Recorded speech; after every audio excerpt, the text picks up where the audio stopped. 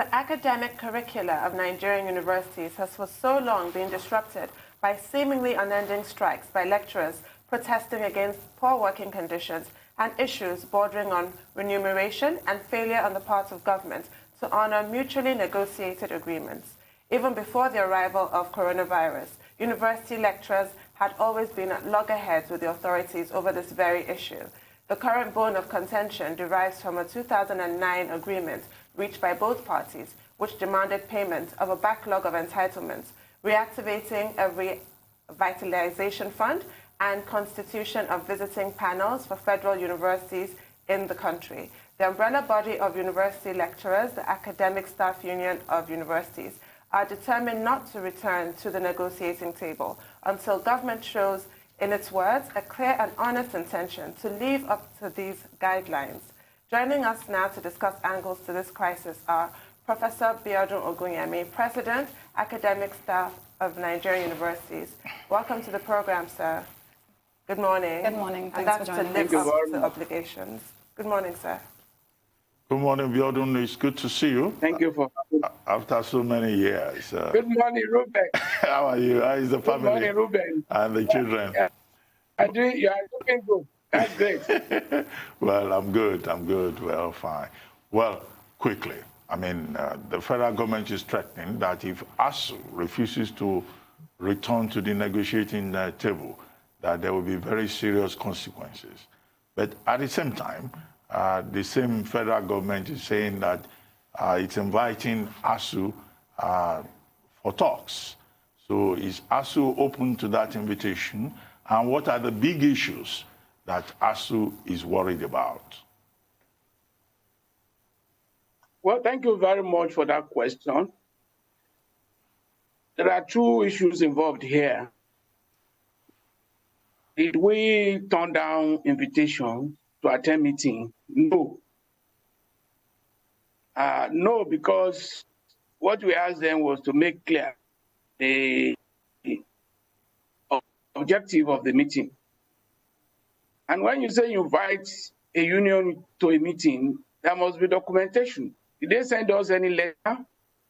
Where did they document the agenda for the meeting? We wrote them a letter telling them why the last offer they gave us was not acceptable to our members. And we expected them to respond to that.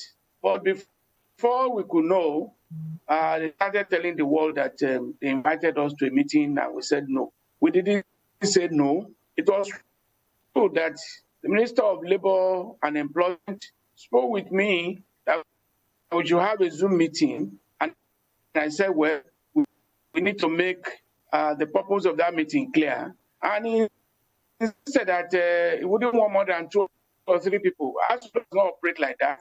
We operate as a team. And a team of negotiators must be present at any meeting. And I said, well, if that is what you are insisting on, that will not be possible under the present circumstance. So what is possible is that we have our team together. But in the alternative, you draw us a letter, tell us where you stand in our last letter, and we can take it up from there. If they had done that, maybe we could have met as a team and would have formulated our position or reaction to their proposal.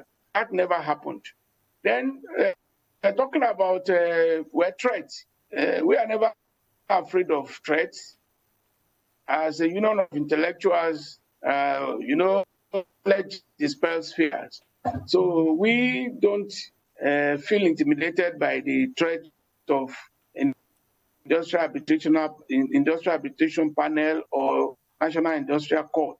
We know that is an issue that our legal team are capable of.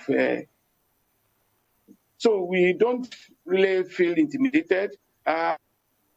Really, and in the public space, we started with 2009 agreement with government, where we have 4 major elements: the issue of funding of universities, the issue of conditions of service in order to attract and retain the best and the brightest, the issue of academic freedom and university autonomy, and finally, the issue of the supportive environment and the enabling laws. We have those 4 key elements that we have been tracking, not just now, but way back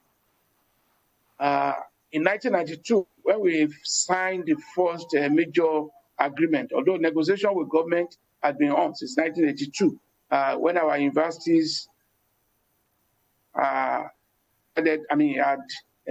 continued to witness a decline in fortunes. These 4 key areas, which we have been talking around each time we met with government, we were tracking them since 2009, as mentioned in your intro. But in between the implementation and now, we have had a number of memorandum of understanding and memoranda of understanding and memoranda of actions. For instance, in 2013, we signed a memorandum of understanding where aspects of the 2000 agreements were operationalized. Operationalized in the sense that each time we talk of funding, it looks abstract, and government claims not to understand what we are talking about. But in 2012, government said, okay, all this claim you have been making about rot and decay in the universities, can we go out to verify? So in 2012, government set up its own assessment committee, federal government, and they visited a total of 64 universities or so, and they documented what they found. I visited some of these first-generation universities as a member of the fact-finding teams. And in a first-generation university, you'll be surprised to know that we saw a chemistry lab where Bunsen burners were being used in place of, where kerosene stoves were being used in place of Bunsen burners, where buckets were being used to fill water to laboratories. And you can imagine what kind of experiment will come out of that kind of laboratory. In those hostels, we don't even want to talk about that. Rooms meant for 4 students were being occupied by 20, and students were sleeping in shifts. So we have many of these things documented, not talk of overcrowded classrooms and so on. So government now agreed with us that, yes, you have a point here. And it was in view of that they came up with what we call revitalization fund, which was put at 1.3 trillion over a period of 6 years. And government was to release the fund in tranches, starting with 2013, when they were to release 200 billion, and subsequently, in the next 5 years, they were to release 220 billion each year. But to our surprise, government jettisoned the agreement or the understanding, and we found that it was only 2013 that government made attempt. It made attempt in the sense that the fund they promised to release annually, 2013 was released over a period of 5 years, and it was at the instance of our pushing. To our greatest surprise too, we found that even that money, 200 billion, was taken from TED Fund. And TED Fund has been there. TED Fund has been doing its own part, but TED Fund's impact has not significantly changed the fortunes of public universities. So, each time we talk about revitalization, it came out of the challenge of funding, which government actually established a basis for. So you can imagine that as at now, we have a total of 1.1 trillion that is pending, and government always turns its back. Occasionally, the last 2 times we pressed for this, government managed to release 20 billion, promising that they will look into it as soon as the situation with the economy improves. And that never happened. So you can trace our first demand to the issue of funding. The second demand, which is about entitlements of our members, also came out of the condition of service. You can imagine that since 2000, 2009, Nigerian academics have been moving on the same salary structure. Contrary to our agreement, the 2009 negotiation, where it was agreed that the salary structure will be reviewed every 3 years. So 2009 to this time, almost 11 years, and that happened. When we now talk of outstanding allowances, government in one of our memoranda agreed with us that we agreed that we owe you X amount and we will pay in 4 installments. The first tranche was supposed to come November last year, but November went, December went, January went, and nothing came from government side, and we had to do them a letter. Well, the Minister of Labour has been saying we didn't notify them. I can tell you confidently that we wrote 3 letters, and each of the 3 letters was copied to the Minister of Labour and Employment. We wrote to the ministry, or the minister, and the PAMSEC, those 3 letters. The first letter was written shortly before the elections, and we got some promises that after the then in between, negotiation was not to stop because we had to negotiate a new salary regime, and that was not supposed to stop. But the government team was playing games with us, and I can tell you that for more than 3 years, because we started that negotiation March 2017, government team has not been forthcoming. It has been a kind of a game of hide and seek with us. So negotiation has broken down intermittently, and through intervention by minister and perhaps the PAMSEC, we had come back to the renegotiation table. So we are saying that since that time, eventually when we met on February 7th, 2019, and we signed the Memorandum of Action, the last one that we are tracking now, we agreed that negotiation should be completed within 6 weeks. And when you look at February 2019 to now, we are still on it. So the issue of condition of service is also traceable to that. Talking about autonomy and academic freedom, we have been talking about Professor Ogunyemi, if you can hold your thoughts for just a minute, let's take a very quick commercial break on the morning show, and when we are back, this conversation will continue. Stay with us.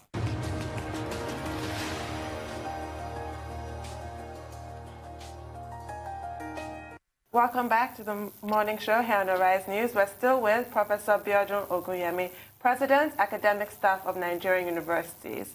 Sir, before the break, you set the scene and gave us the context for the current issues between yourselves and Dr. Chris Ngige.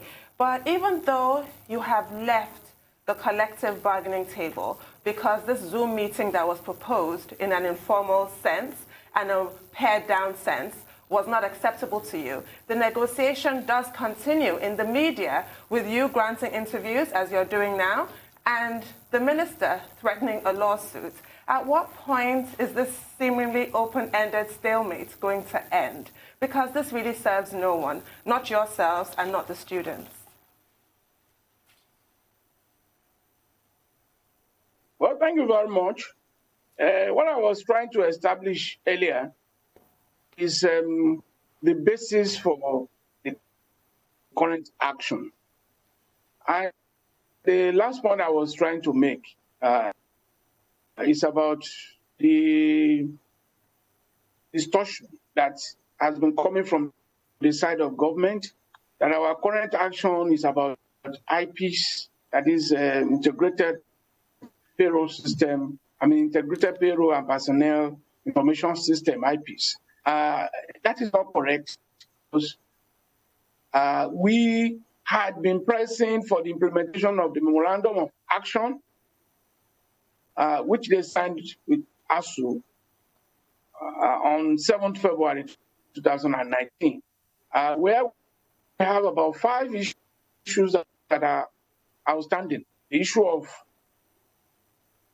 funding, as I said, which we narrowed down to revitalization, is broader than that.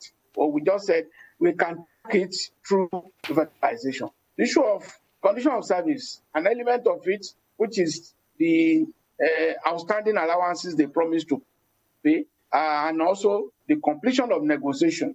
That's another issue which borders on conditional service of our members. The fourth issue is about visitation to universities.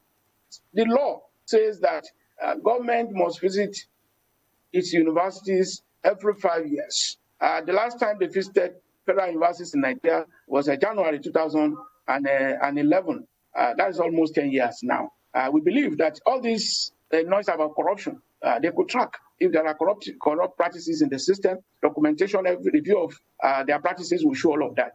Then the other issue, which is very important, is proliferation of universities. We have seen government introducing new universities where we don't actually need them. Take, for instance, why do we need a University of Transportation in Daura when you have a federal university in Dusima, which is even yet to get its bearing? If you visit that university today, it is nothing to write home about. And that was a university established under the last administration. Now you establish a University of Transportation again. The same thing they're trying to do in Rivers.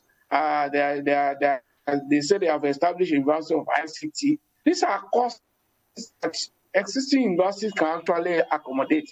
They have established a university in Otrupo, they call medical sciences. What is medical? What is a faculty of health sciences doing, if it is not about medical sciences? So these duplications, this duplication of efforts by federal government is also being repeated. It's being replicated. You find that in Ogun State, for instance, the last governor of Ogun State said he was establishing Moshood Abola University of Technology, and that's a university that's Ogun State. So the last 1 year of his tenure, he created crisis in the state. So we are saying that government should put a stop to proliferation of universities, federal and state. Issues. They are beyond the noise being made by IPs, because the Minister of Labour has reduced our demands to IPPIS, and that is not correct. So we need to make Nigerians see our point that what we are actually fighting for is the survival of the Nigerian university system. We need to preserve our universities so that they don't go the way of public primary and public secondary schools. Otherwise, in another 5 years, all of us may now be preparing to send our children to private universities, which was actually their intention. They want to make sure that public universities collapse so that private universities can thrive. Talking about how the ongoing crisis could be resolved, as I said earlier, ASUU is not averse to discussion. If they tell us today what they actually want to talk about, if they respond to our letter and they tell us that on all these issues that we have raised, they are ready to discuss them, we will embrace the invitation, and that will allow us to prepare for the meeting. But when you keep telling the whole world that ASUU is on strike because of IPs, then you are distorting the story. That's not the correct perspective, and that is what we are challenging. Thank you for that. Now, just very quickly, still on the topic of IPIS, I'd like to get your reaction to something on whether it's true or not, because the minister also said that the federal government even agreed to test your system, the proposed UTAS system, University Transparency and Accountability System. However, on your behalf, it was said that it was going to take 18 months to enable researchers to conclude work on it. First of all, is this true? And if so, why would it take 18 months for researchers to conclude work on your proposed system? Well, thank you for that question. What we said was that the software will be ready in 6 months. The subsequent months will be for testing by government.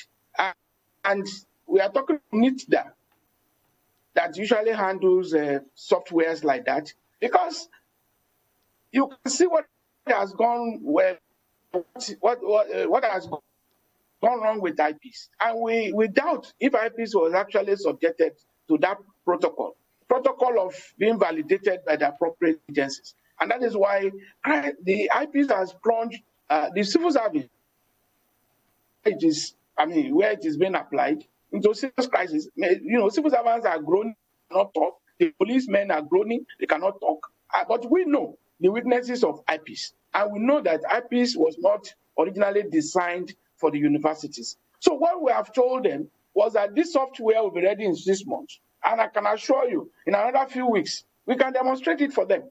But the issue of it is that way back in 2014, we proposed to them that, well, government, let us come up with an alternative. Even then, we are ready to work with them. And we sent them names. They never replied. Until they suddenly came up July last year to say that well, now they have affected their IPs, and we know that they know that all our fears will be addressed. And we said you cannot address our fears because you want to have a platform that will be domesticated or located in Abuja, and every problem with a staff we have to get to Abuja to be resolved. You don't work in a university environment that way. Otherwise, you will kill initiative. You will stifle growth and development in the system, because universities are centers of learning and research. We can bring in people from outside outside Nigeria. They'll come and work for short or long time in our system in order to add international flavor or new perspective to what we are doing. But IPs has no room for that. The way they have designed IPs is that it will only accommodate those on pensionable appointments. No room for contract officers. No room for short visits and so on. And the universities don't work like that. And that was why, even when they have forcefully migrated our people now, because the last 2 months or so, they've been trying to forcefully migrate our people. Our people are groaning. Even those who agreed with them initially, other unions, they are protesting now, and it is there in the public space. So it is not just ASUU. Many of them are coming to agree with us that ASUU's fears about the education of IPs in tertiary institutions is a misnomer, because tertiary institutions are meant to innovate. They are meant to embrace new ideas and create new opportunities. But IPs is meant for civil service. So now, if they want to talk to us, we are ready to talk to them. We don't have problem with talking to them, but let them stop this campaign of calumny against our union and the intimidation of the leadership. Well, thank you very much, Professor Biodun Ogunyemi, President of the Academic Staff Union of Nigerian Universities. Thank you for your time. Thank you, Professor.